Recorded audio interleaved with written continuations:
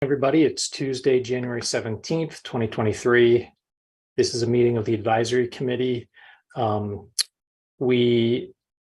week we changed our planned agenda a little bit because the fire department and the police department wanted to kind of switch days. So tonight we're going to be addressing the veterans agent budget, the historical commission budget, and then we're going to close out the evening with a discussion about fire and EMS, the operational budget, and an overview of capital requests, and a discussion about the purchase of a paramedic Tahoe.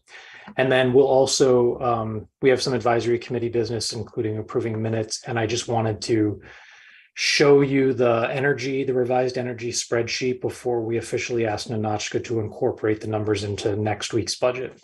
So why don't we kick it off with the veterans agent budget? I did want to give you all a heads up that unfortunately our veterans agent, Mr. Stearns, couldn't be here tonight because he's attending actually a military funeral. But I can share the budget and you'll see that it is basically a repeat of last year's budget. So sorry,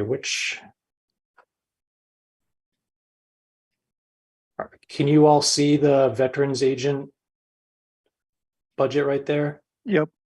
Okay, great. So this was last year's approved budget. This is the requested budget, same bottom line number of $40,594. I included, just because I thought it was easier, the actuals year to date for the last 6 months, and basically right on track. He's gone through 45% of his budget 6 months into the year. So unless there are any major questions about this one, I would entertain a motion to approve the level funded veterans services budget for a total of $40,594. I move we approve the veteran services budget. Just a quick question before that. I'm a veteran. Should I not vote on this because benefit myself? No, because my understanding is that unless you're receiving benefits specifically through this program, and I don't know if you are or not, then you don't, just by being a veteran, you wouldn't have to recuse yourself. I think the same applies for Bob. Yeah, that's right. Yeah, so no issues with that. Good question though. All right, so there was a motion. Sorry, did somebody second it? I'll second it. Okay, and I'll do the roll call. Bob? Aye. Bill? Aye. Craig with a C? Aye. Omid? Aye. And I don't think Greg has joined yet. So I'll also vote yes on that as well. Okay. And next up is the Historical Commission. Let me just stop sharing my screen for a second. I see Bob Bush has joined. Thank you so much. I know you had an engagement right before this, right? Yeah, but no problem. All right. Well, thanks so much. Before we get into the details of each line of your budget, was there anything you wanted to sort of say by way of introduction? No, I'll just try to answer your questions. Okay. All right.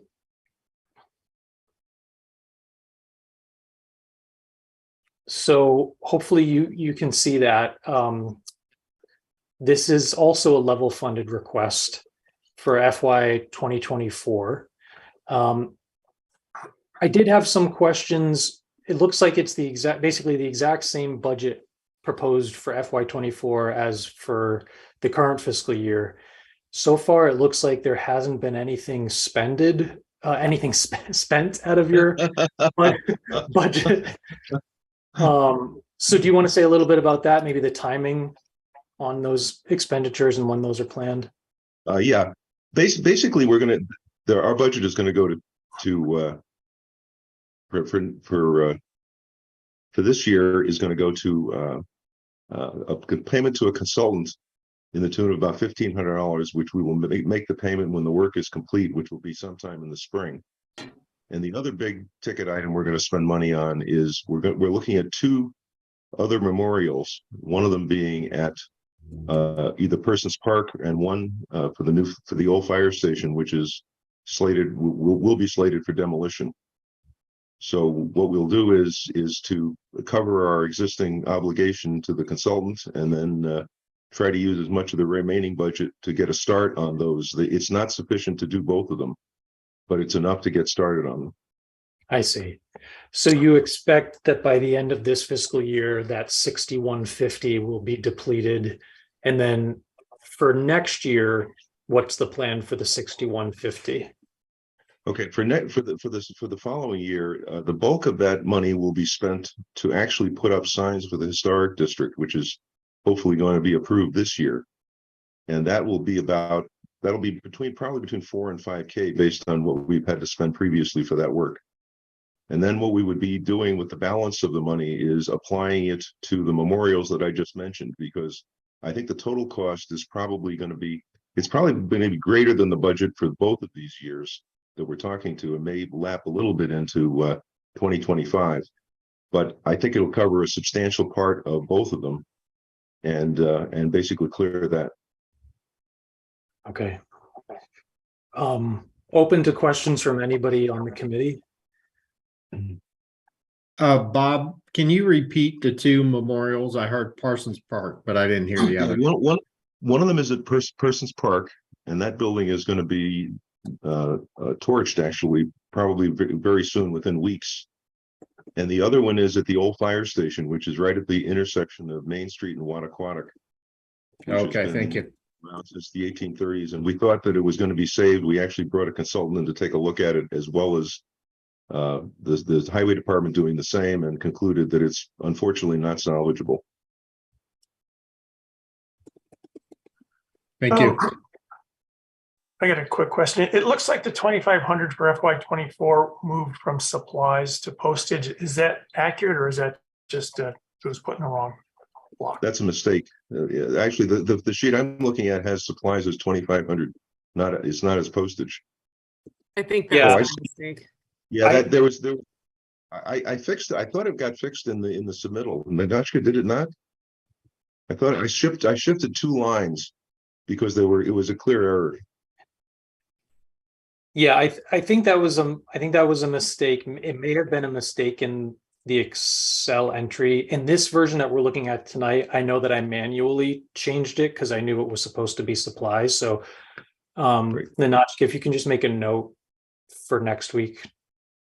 Yeah, in my submission, I did exactly the same thing. I just swapped the values because it was just not correct. Yep. Okay. Spending a lot of time at the post office, right? In the days of email, not so much. Yeah. This is actually not completely related, but since you're here and you might know the answer to the question, it looks like there was some damage at the Historical Society building. Do you know that would have to be is that their financial responsibility? Does the Historical Commission have any insight into what's going on with that fence? I'm not aware of that. That would strictly be their responsibility. We have no, other than having some members in common. Yeah.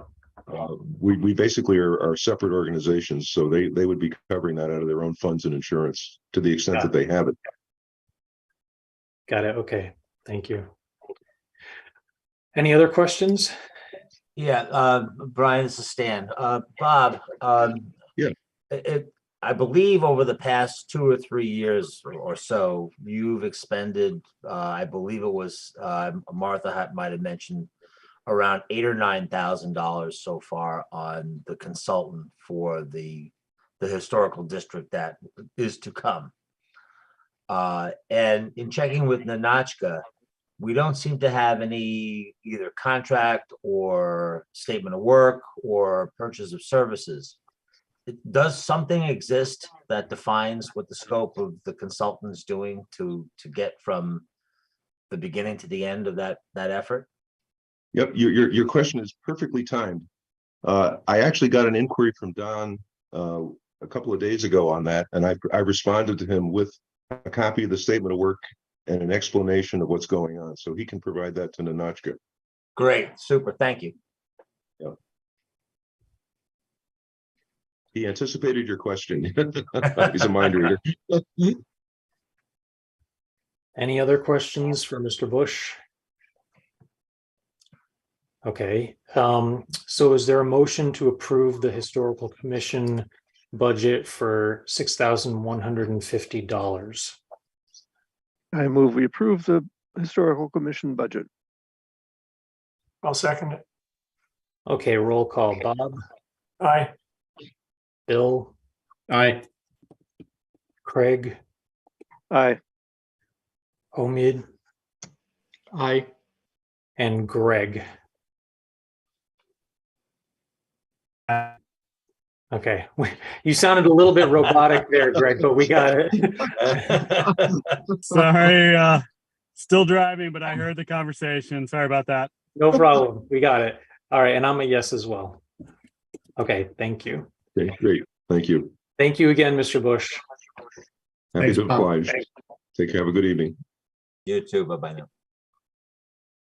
Okay, so last up is Chief Legendre.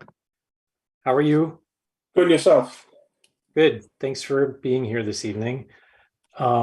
We can be flexible in the order that we take these things. So if you want to start with the operational budget, we can. If you want to start with the Tahoe discussion, we can do that. So it's up to you. Let's start with the operational. Get through that first. All right. So I will share my screen again.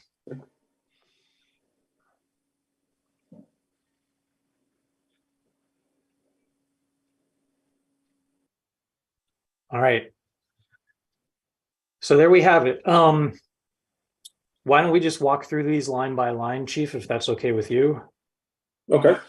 All right, Um, go ahead. starting with, okay, right there. Yep. So fire chief's contract, that's contractual for FY '24. The 5112, again, that is used for off hours that an inspector is not on call. We pay a certified inspector to come in off duty, the $750. Okay. Permanent firefighter, again, with the step raise, the contractual step is presented. 73,267. There is some anticipated ongoing contract negotiations that we anticipate to be ended soon. So that is the step and anticipated percentage in there. 3% was, I don't know exactly where it's going to be going off other contracts. That's what it was built in there for. Excuse me, I like moving around. Firefighter wages, I know we went up here. Again, just to go into what is in that account. That is full-time firefighters overtime, EMS calls, the BS per diem, firefighter per diem, fire calls, training, and our stipends for all the officers. So that did go up again. They're in contract negotiations. The call volume last year, 2022 to 2021, was up 24%, while most of those are handled by the on-duty staff that is a relatively new schedule. We are seeing second ambulance calls, increased training for EMS. We have to comply by next month with Nero's bill. So 100% of the EMTs have to be certified to train, trained in canine medical aid.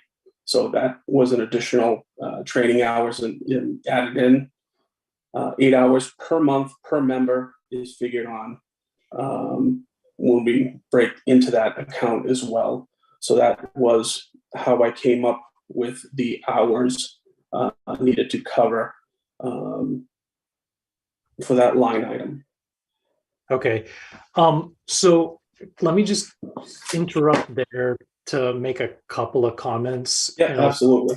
also just like a request. So if you can see on this screen, we have the actuals for the first half of the year, and Mhm. you know, you're basically, with respect to those big wages lines, you're basically on track, right? Like you're obviously halfway through the chief's salary, you're a little less than halfway through our sergeant salary, and then you're just over 50% through the wages firefighters.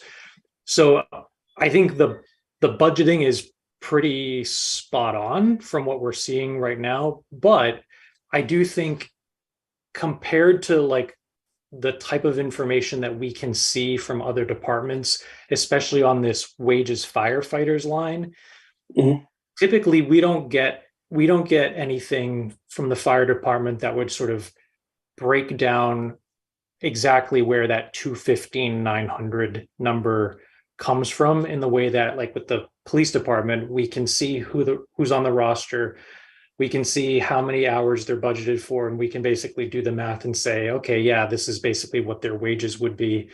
And I know that your department is structured differently because you have people that are coming in for shifts, so it's more like you have the shifts in mind. And but like, I guess what I would say is, and I'm not really qualified to say exactly how you should break it down, but maybe at some point you and Nanachka and I can just have a conversation about how we might be able to get a little bit more discrete information for, not discrete, maybe more specific information for next year, so that we just, yeah. So Go ahead. I was kind of, and I want to take this down the road as to what you were thinking.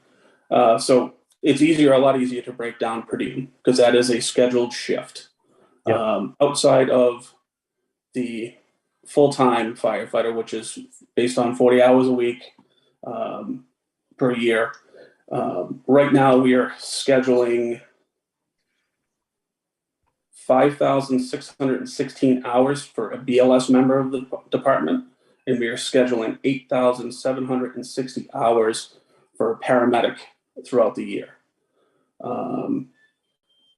Again, I can't anticipate when the call members are coming in. I can figure on training 8 hours per person of the department per month. And then every once in a while, there is a special class thrown in, like I alluded to with Nero's bill. But for myself, full-timers, 40 hours a week. And then for per diem staff in the building, the two numbers I gave you, 5,616 and 8,760. Okay. Is how it's broken down. That's really helpful. So let me just ask a couple more questions. So Absolutely. you've got let's just call it 5,600 hours for, you said it was the ALS? That is a BLS provider. A BLS, and then 8,700 for, what was A that? paramedic. Paramedic. Okay. Yeah. So basically those big numbers translate into specific numbers of shifts that are covering the days of the week throughout the year. Is that right? That is correct. That is one paramedic, 24 hours a day, 365 days in a year. A BLS provider, 12 hours a day, Monday through Friday, and 24 hours on Saturday and 24 hours on Sunday. Okay. And so, sorry. So basically, if the town for whatever reason wanted 365 days, 24 hours, 7 days a week coverage for BLS, that would basically go up to the 8,760 hours, right? Is that right? That is correct. Yes. Okay. All right, no, that's helpful. Nanachka, did you have any things to ask at this point? No, not right now. Thank you though. Okay. Sorry, I didn't mean to interrupt you, Chief, but That's all right. just wanted to make sure I understood that. Yep. Okay, keep going.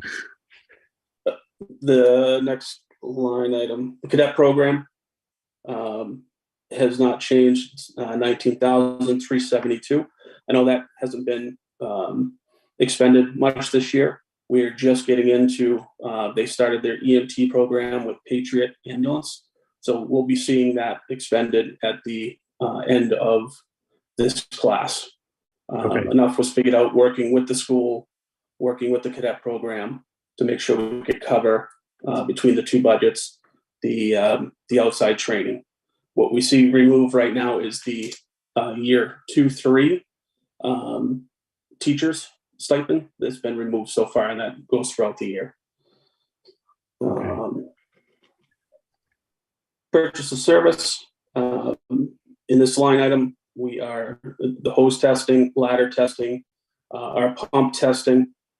We did get an estimate from our hose testing, and that's where we see the increase there. That was for hose and ladder.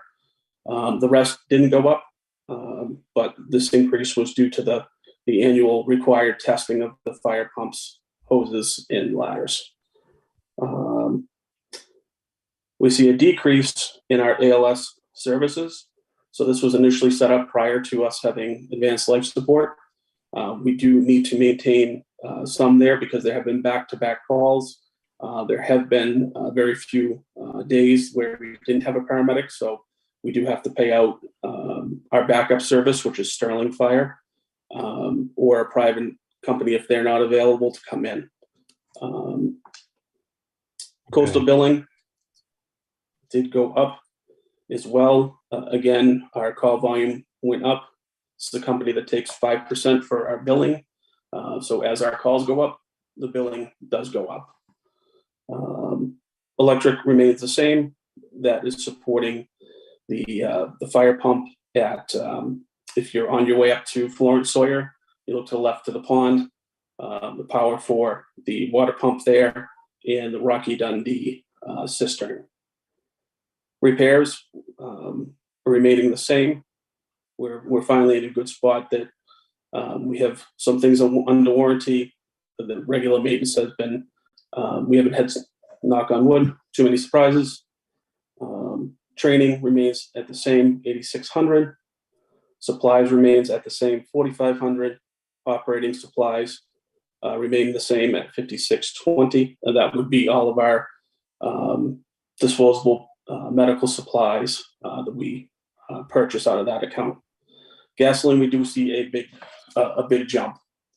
Again, now we are covering 24/7 for paramedic care. We are going to Lancaster and our surrounding towns. The vehicle is getting used more. And as we know, the gas price continued to go up. Just looking at the usage,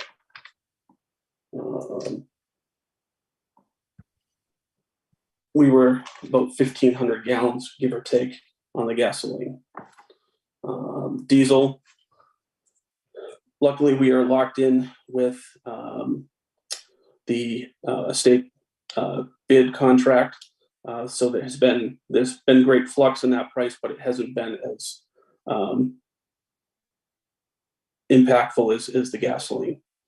Automotive will remain the same. Dues and membership. Oh, did I jump? Nope, sorry, that was me. Uniforms, we did see an increase. So built in there is a purchase of one protective set of gear. That reflects the increase in that cost and time at this point. We're seeing, like everything else, our gear is about 8 months coming in, an increased price. We are fortunate that we're buying new members gear because we did replace through a grant the rest of the members. So it's been moved down to one set. That's why we didn't see a huge increase in that line. Fire ponds, we keep moving the fire ponds around maintenance. That remains unchanged. Recognition without change. In our equipment, we've been very fortunate to receive many grants totaling $95,000 this year. So we can remain without change to our regular operating budget. $90,494 is what we've received in equipment grants. So we can keep that operating because we've been fortunate enough to get a lot of the supplies for the new truck for protective equipment through state and federal sources. Great, thank I think that does. Yeah. Yeah, no, thanks so much. I guess I just want to open it up to the committee right now for any questions about any of the stuff that you went over just now. I have one. Yeah. I don't know who can answer this. I just want to understand it. Last year we were having this conversation. I know we got the new service that we provide to all the towns around us as well. Are those towns giving us anything for getting all the emergency services? Yes. Yeah. Every intercept call we have with an outside agency is $325. And who's paying that? Like the town? The town of Lancaster will pay us for services, or whoever we go to. And that goes straight to our treasury, right? That goes straight to, yes, our revolving account. Okay. All right. Thank you. Thank you. Is what we're making does it help at all with the additional fuel costs or anything else that you guys getting? Right now, that account is actually, we don't see any of the paramedics. All the paramedic pay is taken from that account. All the ALS supplies are taken from that account. So we're not seeing the impact of the paramedic program because it's a user fee-based system. Thank you. Thank you. Chief, quick question. The 20,000 for fire ponds, looks like you haven't spent any yet this year. Do you expect to expend all of that this year? I do. We typically wait for the season to break, and then because when we do maintenance, it's going around checking the pipes. If we're going to do a clean out, it has to be pumped off. So it's waiting to see when the water tables are at its best to do that. Yeah. Okay, great. Thank you. Thank you. Chief Legendre, I noticed that the repairs are currently at 70% or so, and we're only halfway through the year. Yes, most of the major repairs have been done. We've replaced tires. We've replaced.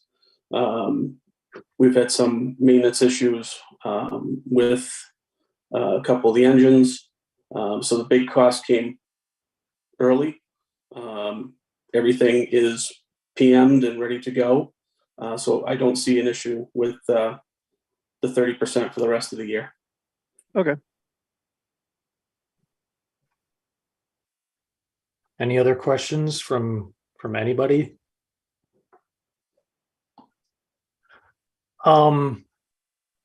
Chief, before we move on from the operations budget, I did want to just note, because it was a note in the submission, and it's also a note in our spreadsheet, that you are looking eventually to increase our level of permanent firefighter staffing. And so could you just say a little bit about the rationale for that and kind of the timeline that you're hoping for in an ideal situation? Sure. So what I am looking to do, in steps, the first step would be hiring 3 additional. So we have 4 groups. When I say a group, I'm talking 1 full-time and 1 per diem.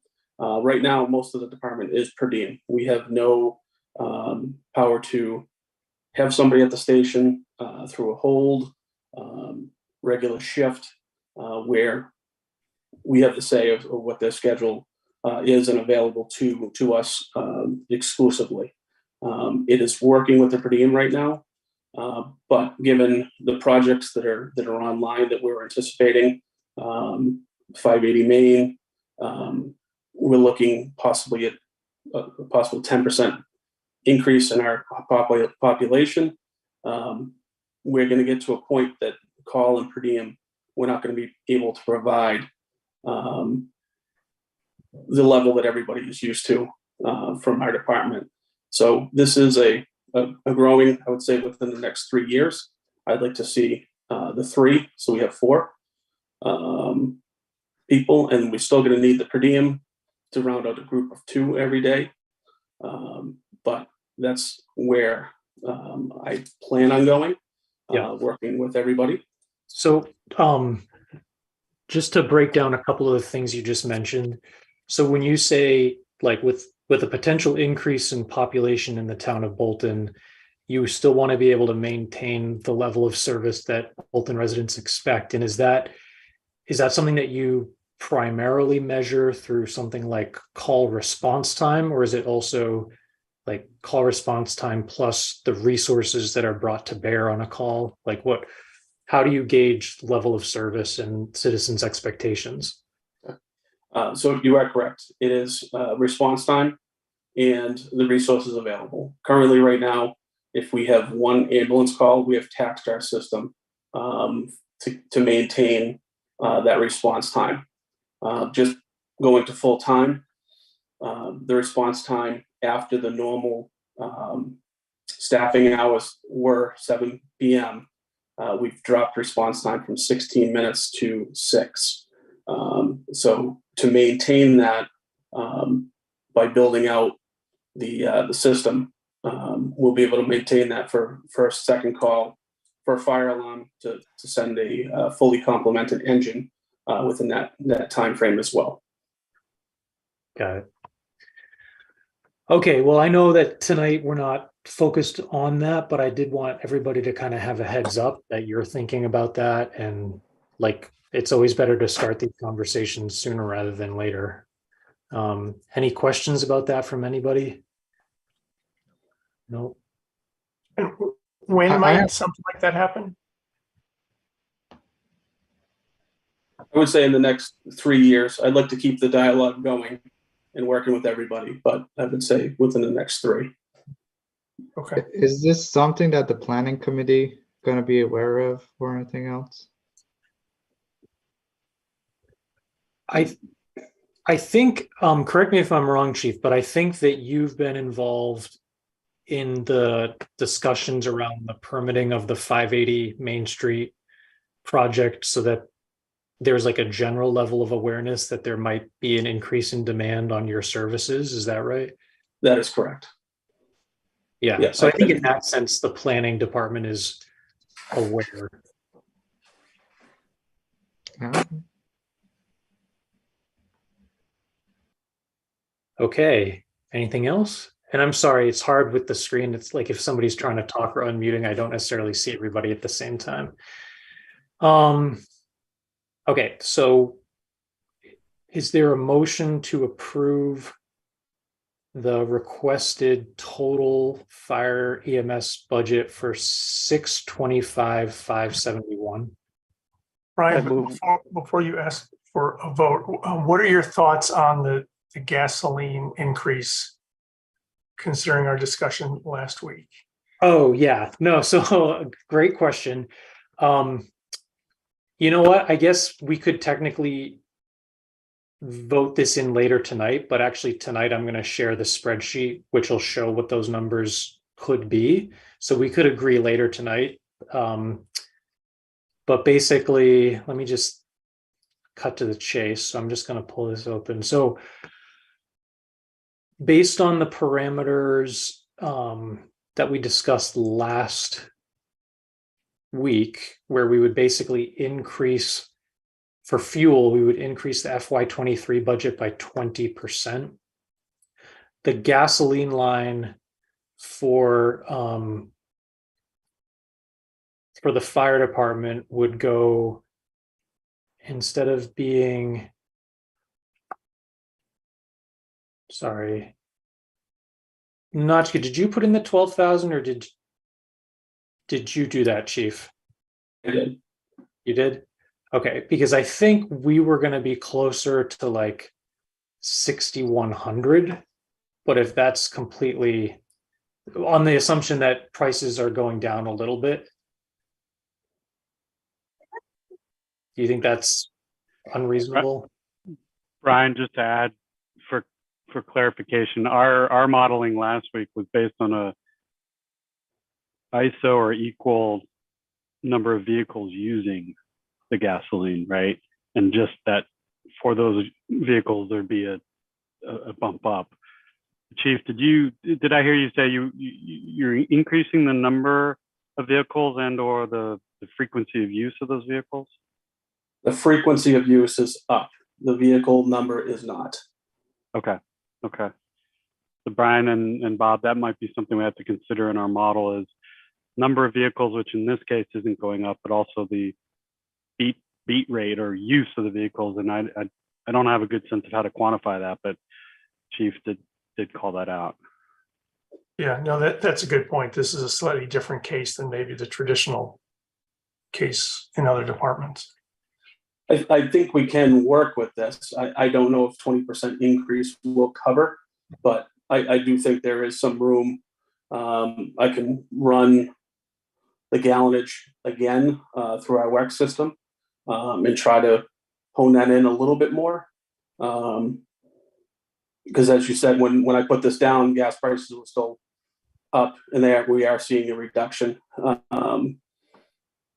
So that's why I try to have them fill when they're in Leominster Hospital, because that seems to be the best prices out that way. But I think there is some room to bring that down a little bit. Here, let me, sorry, since we're talking about this, I'll just show you really quickly. So basically for the fire department, if we applied the assumptions we had talked about, the total budget for gasoline and diesel would be around $13,320. So I think if we just keep that, if we basically keep that $13,320 total number in mind, we could probably go back and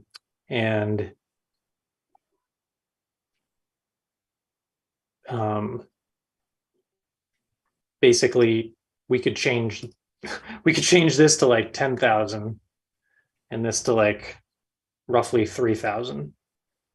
And that doesn't seem unreasonable given your run rate so far for diesel. And it seems like it's probably, you know, you're $4,600 in for gas halfway through the year.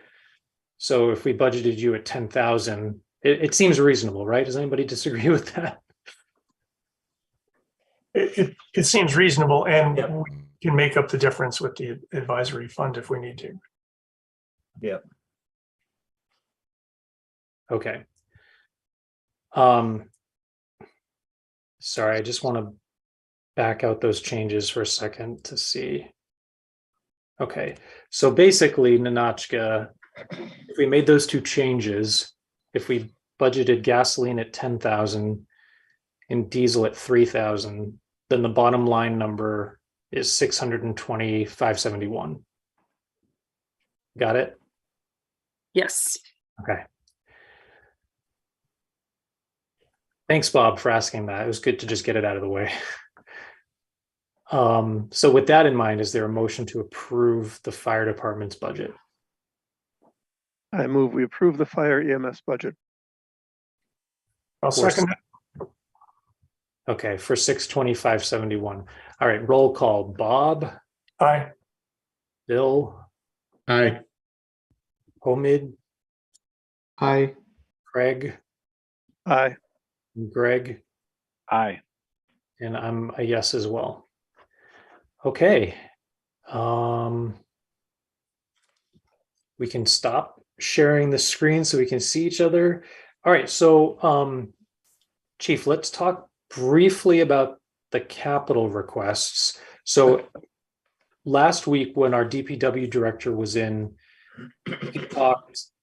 he flagged the public safety building roof. So we don't have to go over that with you. I think the only item on your list for this year is the new engine. Is that right? That is correct. Okay, so do you want to just say a little bit about what you're anticipating in terms of cost and the timing on that? Yes. So I'm bringing this forward. This was going to be in 2025 for our 10-year lookout. Unfortunately, like everything else, we're looking, our current engine that's under construction is already delayed 6 months. We're being told now anywhere between, well, the engine we voted on 2 years ago will be supposedly done in May, June. New ones, we're being told 600-day build outs. So with the 600 days, it pushes us into that time frame that we were looking to do that. The engine we're looking to replace is already going to be 30 years old in 2025. So this would replace it at the time frame. And right now we're looking at, we've already seen a 15% and a 10% increase in production cost. So if we get in now, we won't see any additional costs per year once we lock in the contract for the build. So I thought it was a good time to have this discussion, put it forward, and we will not see an impact until FY 25 for the engine replacement. Keeping the numbers of the engine we just bought, looking around the industry, talking to the company that is building our current one, they said the figure on $950 for the replacement of engine one. So that is why I brought this forward this year. So we would keep the timeframes in the extended build out time. So I know we're going to have our town administrator in to kind of talk about capital projects at a global level, but just wondering about whether you would be seeking some sort of formal authorization at town meeting this year so that you can take certain steps, in FY24, even if there's no financial impact in FY24. Yes, I would be looking to put this forward so we can lock in the price, so we can get the engine in 25. I cannot, that would be, the pre-build is already done. It is in line to be built.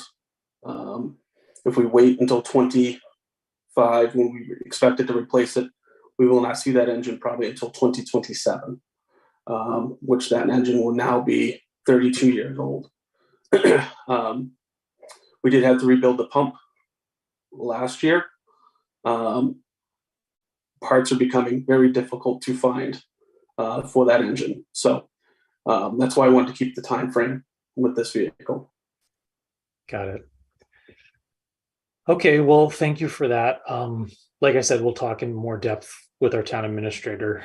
And I'm sure has he been reached out to you on this as well? Yes, we've discussed this project, yes. Yep, I see there's a question.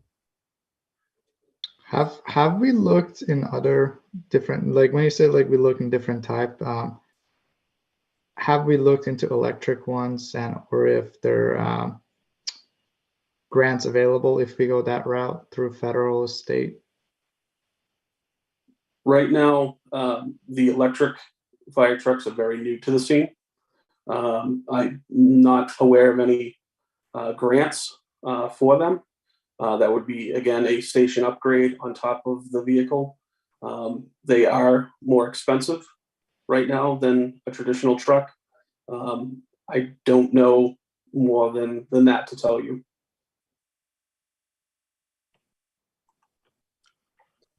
Chief, this is Stan.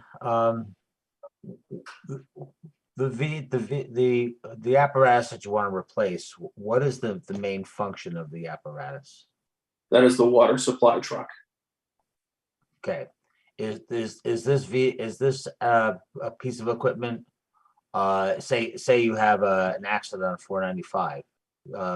Does that go on 495, or is this strictly to fight fires in town? This one is the water supply, strictly not for 495 as its primary role, and our mutual aid engine. Okay. If you were to purchase this, what do you expect the lifespan of this vehicle to be? 30 years. Okay. Have you looked at potential alternatives to purchase on the secondary market, where you would purchase something at a greatly depreciated price, but not keep it for 30 years? We could look to that avenue. Have I looked? Yes, to get something that we're going to get 10, 15 years. While it's less, much like the used car market, the prices are up. It would be not 900,000. We'd be in the 500,000 range, possibly, depending on what we're looking at. I can explore that more. This is something we would definitely like to do. Purchasing new, we know the vehicle, we have the warranties, we have service agreement. So that's a big benefit, but I do understand exactly what you're saying and would be more than happy to look into a later model demo or something to that effect. Yeah, I mean, I've always bought new myself, so I'm biased as well. I've only owned one used car in my life. Everything else has been new, so I could appreciate that. But obviously, with budgets and expenses and the new school coming up, if we can look at some alternative options, and it still may not be the best one, but at least if we can explore it, that'd be great. Well, the good thing, and I don't know if this is a good thing, but after this vehicle is replaced, the next vehicle isn't until 2037. We should all be so lucky to live that long. Yes, yeah. So we were able to replace it, as you know, with the brush truck that the members built. We were able to not have to replace our engine for. We received it. So looking at the tanker and the engine 5 that was purchased just prior to my arrival, it's 2037. We're looking at another vehicle. Okay, great. That's good news to hear. Thanks, Chief. Thank you. I won't be here in 2037. That sounds good to me. I will not be here in 2037.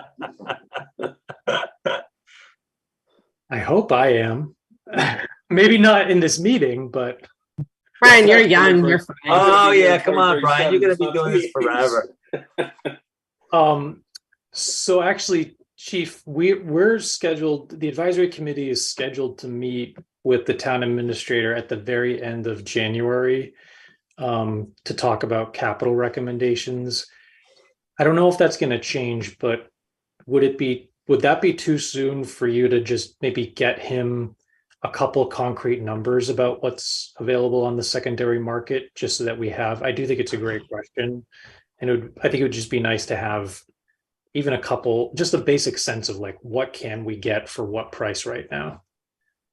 Yeah, I can look to see if there's, fast track trucks. I can comparables. Can we agree that probably 2016 is the latest we'll look at, or do we want to go a little older than that? I don't think I would want to go much older than that. Yeah, I don't. I just want to throw it, because I can find something from 1992, but it's not going to give us. I don't great think so, service. No. Okay, we'll establish 2016 and newer, and I'll put up and look for something that's comparable. Yeah. Okay, great. That'd be great. Thank you. All right. So then last up is you wanted to talk to us about a Tahoe. That's pretty much all I know. So we are looking to actually complete our cycle, what our first mission was, which has changed greatly in the past 4 years. First, we purchased a GMC 2500. We made that that was initially the command vehicle. Then we were fortunate enough to get a grant to replace the command vehicle that I currently have. And I would like to purchase a 2023 Tahoe out of the ALS revolving account, outfit it, put that into service for the paramedics. We do have a 2010 Tahoe that will be traded in, and the pickup truck will go to utility. So it will be available in town, not dedicated for ambulance calls. So it'll be available to move hose, move our trailers, equipment around as the intake place of the squad, the 2010 Tahoe. This will be purchased out of the ALS revolving account and have no impact on the taxes. So we're just kind of looking to see if that is something that this committee would be interested in. I guess my first question is, I don't have off the top of my head what the balance is in the revolving fund right now, the revolving account. So the last time I checked with Nanachka, it was we were sitting at 175,000. 75 would be moved to our operating budget as we usually do. But then since that figure, we've had 2 months of collections for ambulance, and if you give me some leeway, I believe we probably sitting at about 140,000 in there without having the computer in front of me. I know what the deposits were and where we were. That sounds right. So And it sounds like it's not gonna cost the town anything. It's good with that, the money for the Tahoe would come out of that account. That's correct. Between that and the gifts and grants account, we'll pay for the vehicle, upfitting of lights, radios. So those are the two accounts that we have decided to use. Okay. Well, And that's what they were set up for. what's the total you think that you're going to need to take? So 53, it's 38, 9 for the Tahoe, and roughly about 15,000 for lights, radios, marking, etc., to finish up the vehicle. Okay. And then I was just going to pull out one of the warrants to see if I could figure this out, but Nanachka, you may know, what exactly do we need to do in order to give the access? Do we need to put it on the warrant? Nope. This would just be to my understanding, a signature from the town administrator and myself, because the purchase is over $25,000. Well, wait a minute. When we purchase an ambulance, that's coming out of the ambulance reserve, and that goes on the warrant. Why wouldn't this? That's a good question. Yeah, When we it bought the says- ambulance before, it came out of the receipts reserved account, which has to go to town meeting, whereas this is a revolving account. But I would check. It seems like we do a lot of things to expend money out of a variety of revolving accounts, like the software maintenance and that kind of stuff. Those are warrant articles. We should just check to make sure. I'm fine with spending the money. I'm fine, but we should just make sure if it needs to be on the warrant, we should put it on there. So it looks like I'm looking at last year's warrant, Article 4, where we set the spending limits out of revolving fund accounts. And the town approved a spending limit of 250,000 from the ALS revolving fund. The thing that I don't know is whether it sounds like you're telling me that in order to access anything up to that 250, it just requires your signature and Don Lowe's. So I just don't know if there's anything else formally that we need to do in order to say, spend the money. Do you, Stan, or anybody? I don't know. Maybe that's a question for Don, just to double check. It seems that we're approving release of money out of a variety of revolving accounts, including the ambulance and software upgrades and maintenance and that kind of stuff. So we should check. But if we don't need it, that's fine. Yeah. I'm cool with that.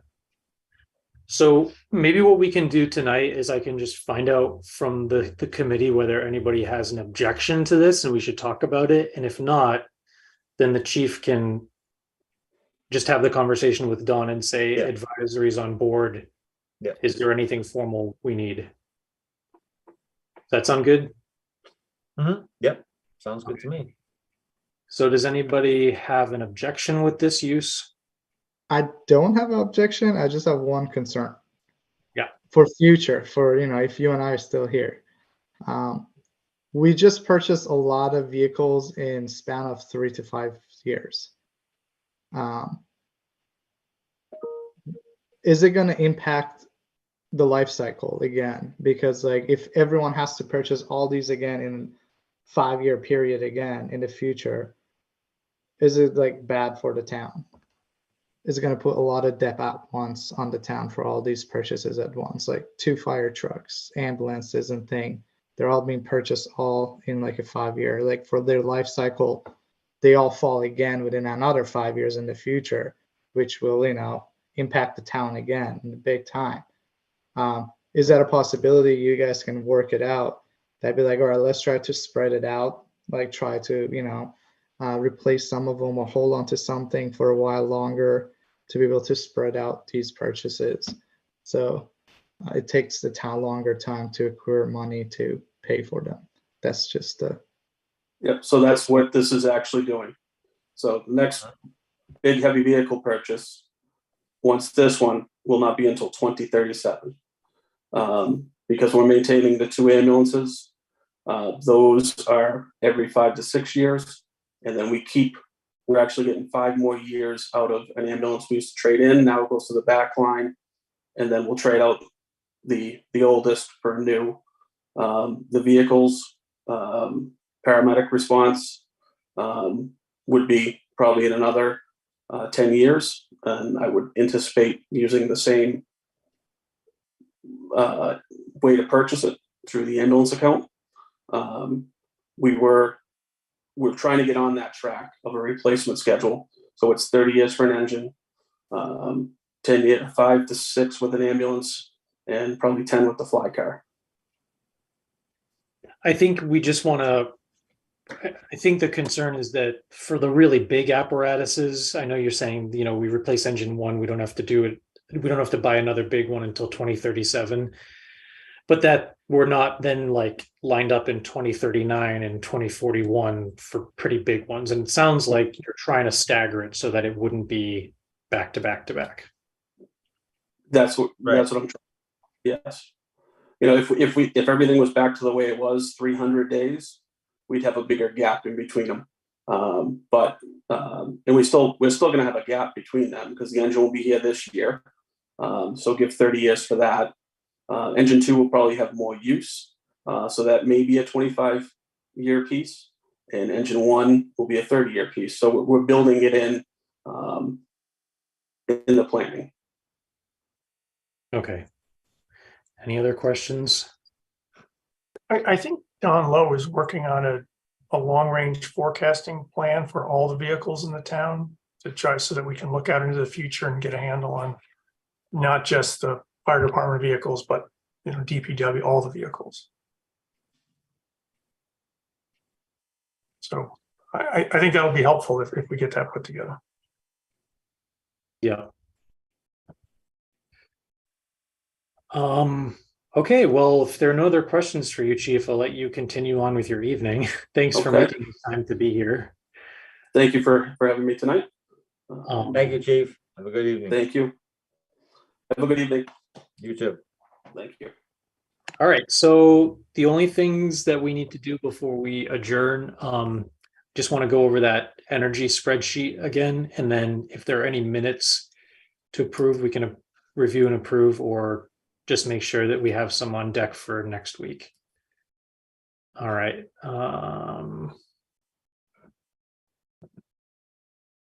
Are you able to see that spreadsheet that I'm sharing about the energy? Yep. Okay. So basically, I know we just tweaked the fire department, so I'll change that now.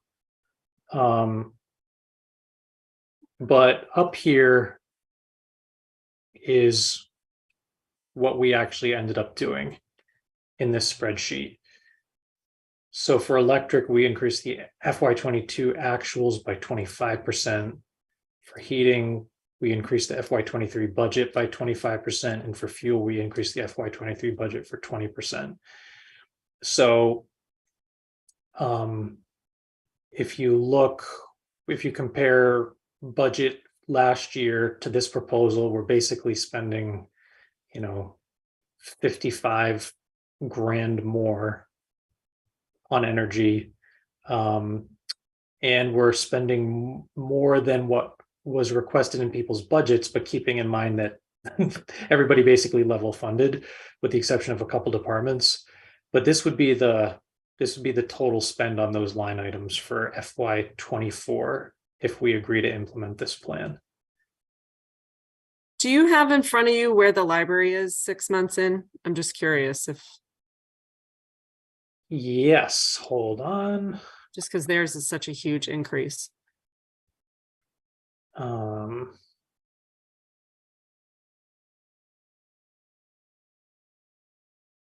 Bear with me, I'm just scrolling through this.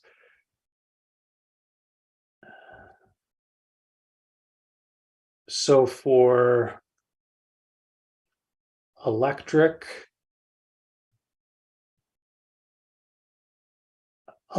they are halfway through 22,000. They're halfway through this. Oh yeah, here's the actuals right here. You mean right in front of me? I forgot that I put it in here too, but yeah, there it is. So maybe electric doesn't need to go to 30 if, well, But remember, we know for sure that the electricity price is increasing halfway through next year under the contract. So I think that was the rationale. yep. Heat, what's going on with heat? We only spent 10% of their heat budget so far. Been a warm winter. Global warming. Thank goodness. Hey, Brian, just a maybe education question, 101 question. Why is it the library? Seems like there's many buildings with equal volume. Why is the library such a big electric consumer? Excellent question. Lots of air conditioning. So I think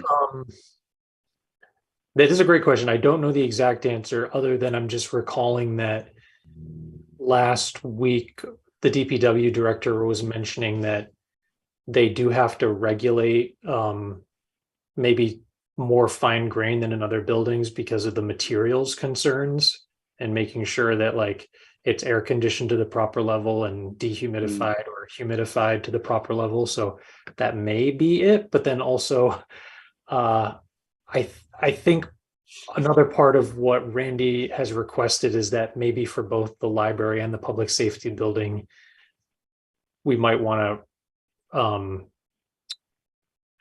like revisit the way that these systems are working because they may not be the most efficient. But it's a good question. Ninotchka, I'm just going to call you out. Do you have any idea about how we might better understand why the library is such a big user? I don't, because what does public safety buildings spend on their electric? So they spend, oh, yeah, okay. That is Well, they're the number one consumer. yeah, if I for remember sure. right. Yeah, and their buildings going 24/7. Yeah, exactly. I mean, one of the things to look at with the library is that you drive by late at night, a lot of their lights are on. I mean, we can take a look at that. Yeah, I do wonder because, right, I mean, town hall, we're open the same hours, if not more. Yeah. And we're half the electricity use. Do they have any splits in the library or anything I like don't think that? so. You know what? Actually, now that I'm hearing this, we can ask Bob, Zach, and the trustees some of these questions when they come in, because he might be able to, like, he might say, yeah, let's ask them to turn off the lights more at night, or explain like exactly why they have to use things the way they do. Yeah. Or maybe I- we can put in a big solar battery in between the library and the public safety building that'll feed both. I'm gonna get solar someday, somewhere. I'm with that. I guess so. For purposes of next week's budget, though, are people okay basically if Ninotchka plugs all of this stuff in, knowing that we still are going to be discussing the library when they come in, so we could adjust it if we needed to? So kudos to Bob. I love the model that you helped drive. I think what came out in the discussion with the chief was there's a presumption of what's the right metric, gallons, used. I mean, ISO gallons or ISO number of cars, or we have to assume that when each of these departments come in. But if a department is coming in and saying, I've doubled my number of cars or I've doubled my number of trucks, that's gonna throw our model off completely. So maybe we just capture the assumption somewhere in the model. I don't know if it's gallons, ISO gallons, per year, or whatever the right metric is, especially around fuel. You can try to use mileage. Yeah, I mean, the thought here was that this would be sort of a starting point, and certainly we could adjust for, extraordinary circumstances like Chief Legendre just mentioned tonight. Mileage would be a good way for all the departments to start tracking, kind of on the first of the year, and then on June 30, just keep odometer readings. Yeah, because I mean, not only can help with fuel, it can help you with maintenance as well, because certain things are due. Yeah, Certain I mileage will totally help agree. you with both fuel expenditure and your maintenance expenditure. Yep, and it's a good idea. That would work. So it I can sounds put like in all those energy costs, just leaving the fire department the way we changed it, right? Yeah. Okay. Yeah, and let's refine the model again as we go forward in future years. We can ask, what I'll do is I'll ask Dawn about making that request to all the departments that have vehicles to basically do biannual odometer readings. And I that'd don't be good wanna- to put on. I'm sure they have a fixed asset list with the VIN number, just plunk it into that Excel spreadsheet. Because I'm sure they all have that, right? Okay. All right, so do we have any minutes to approve tonight or next week? I I have didn't- one more question. Can Oh, I- yeah, go ahead. I know I'm going to sound like a lot like a broken clock, but we have 495 and everything else around our town, which we're like, we have our fire and emergency response to, especially with the millionaire tax that's going on right now. Do you know how we can find out, or who we can go through to see if there are any grants or any concerts for our town to upkeep our emergency response to support 495 or anything else that's around here, that it's a state or national resource, federal resource? Because you guys, who was asking about 495 responding? Like, 495 is not part of our town; it just goes through our town, and we have to respond to it. Does the state have anything to give us, provide us with system to upkeep our emergency responses to support it? How do we go to find that out? It's a good question. I'm sure Chief he's been really good about getting grants so far, Chief Legendre. I know, but I just want a route So- that goes through the state that we can request answers or informations and stuff. I'm sure the chief would know if we're able to get anything relative to that. Or Don, maybe. Yeah, I also think that like if our state rep Kate Hogan ever became aware of a program like that, she has a really good relationship with our town administrator, and she would That's totally true. say, hey, there's going to be this new program because of the fact that the millionaire's tax has to be spent on transportation and education. And so if you have a main artery like 495 cutting through your town, right? So she would definitely let him know. That's true. Um, so I'm thinking that would be, I'm not aware of anything off the bat. I know, But- but can we request the town to request all these people for that information as well? Because it's great knowing that someone might share the information with you, but that's a 50-50 chance. She might, or he might, or he might not. So like, can town send a request for information up for these things as well? Who would that person be? If it's a download, our town administrator, who would that be? Like, I want like one resource that takes care of these things for us, because that thing is changing every day. Like when the COVID happened, a lot of information was going down and stuff. We have the new taxes that went down. If we're not asking these questions, are they not knowing that these things exist? Like, we responded to 495. Does the state know that we're utilizing a small town resource to provide a national federal road services? No, we are required as a town to do that. I understand. And We are, and the chief or Don should know this. This is not. No, this is I'm not something saying that we're not. we've not explored. So either we get something or we don't, and I think we don't. But the chief or Don should be the right person to ask that question. But we're obligated to respond. No, I understand the obligation. I'm just saying, with all the changes that are going on annually, can we send these requests up annually? So we might get hurt for them to provide us something in the future, or if there's something there that just skip from people's mind to let us know. Yeah. That they can let us know. So I think the process up to now has basically been like whoever happens to be the chair of the FinCom. Like I talk pretty regularly with the town administrator, and I get weekly emails from the Mass Municipal Association where they like, so for example, ARPA is a really good example of what you're talking about. So ARPA was a new federal program that opened up lots of money to different municipalities for different purposes. So the way that I found out about it was both through the Mass Municipal Association and through conversations with Don Lowe and the select board saying, we're now aware of this new program, and so we need to talk about how we're going to use the money.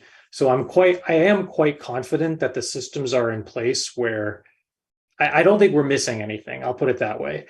And that's the way that the information comes out is when there's new legislation, the Mass Municipal Association is all over it because their job is to let their members know about these sorts of things. And so whether it be, Nanotchka probably gets emails from them all the time too, right? So if there were a program like that, they promote those grant programs. Another example is the Municipal Vulnerability Preparedness Program was a grant program that we became aware of because it was being promoted and advertised through the MMA and all that stuff. So I hope that gives you some level of confidence that we do have our finger on these things. Kind of. No, it's I guess what I'm saying is for us to send a letter to Don Lowe saying we need you to report back to us about new grants, like we don't need to do that because it was more like, so like, yeah, no, I get that part. Is that my concern is this: we're waiting for them to send us what they put together to help our town. Where's the road where they're hearing what we need? So if we're not asking about these grants, how do they know we need them? How do they know that they're going to work on them if we're not asking for them? I agree. That's something Don could talk to Kate about, like, hey, if this ever comes around, we have this increased use because of 495. If you ever see anything, that could help us, let us know. Yeah, no, and that is different. Like actually suggesting the types of grants that should be made. Like I think actually the fact that there's now a culvert grant program was partially because towns like ours were talking to our state reps and saying, yeah, everybody cares about big fancy bridges, but also we have these super sexy culverts in our town that we need help with. So yeah, no, that's a fair point. We can definitely ask the town administrator to mention this specific thing to both our state rep and our state senator. That's a good point. Yeah, thank you. That was all. Okay. So just a reminder, next week, next Tuesday, the 3 members of the Bolton School Committee are coming in at the very beginning of our meeting for like a 20-minute presentation and discussion. Then we have a few other folks on the agenda, including the police department. So that's Tuesday, the 24th. And then on Thursday, the 26th, I believe we're going to be cross-posted with the select board so that we can attend their meeting to hear information from the treasurer about basically like wages and salary and stuff like that. Also, last public service announcement, tomorrow is the Neshoba Regional School District's big budget workshop in person at 6 o'clock. So I don't know if I'm going to go, but I'll probably watch it. But anyway, so that information will be available soon as well. All right. Is there a motion to adjourn? I move we adjourn. I second that. All right. All in favor, say aye. Aye. Okay, none opposed. Thank you, Stan and Anachka, for coming, and thank you everybody else for your time tonight.